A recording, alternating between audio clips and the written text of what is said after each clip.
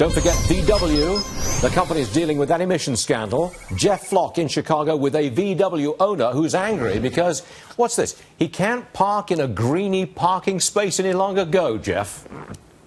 Oh, now, you know, VW owners, the TDI diesel owners, they're a peculiar breed. Peter Haralovich is one of them.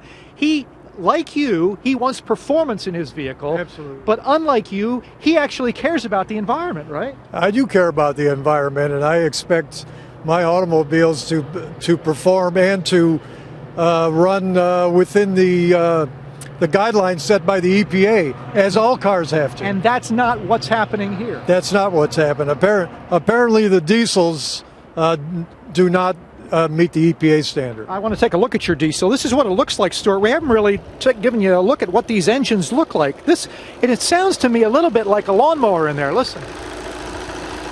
That's not like a roaring engine by any means, but this did give you very good performance and still does. Absolutely.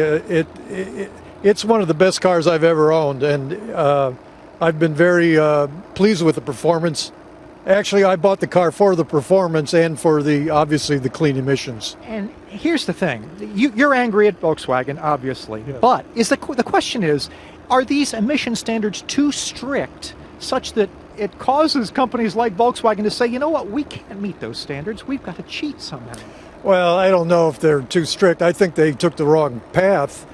You know, what they should have done was what other companies like Mercedes and they use a different technology called Blue Tech. More expensive. More expensive. You don't get quite the mileage. You could get the performance, but not the mileage. Real quick before we get away, you're suing Volkswagen. Yes.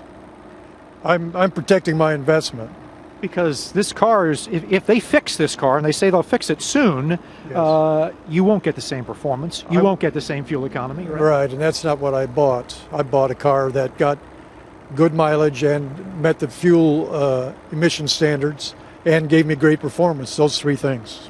Stuart, this is a man who you can relate to. He wants performance, but he also wants a clean environment. Is it possible? I relate to him because he's lost that greeny parking space. That's a big deal in my book. Anyway, Peter and you, Jeff Flock, thank you very much indeed. Good stuff. Thank you.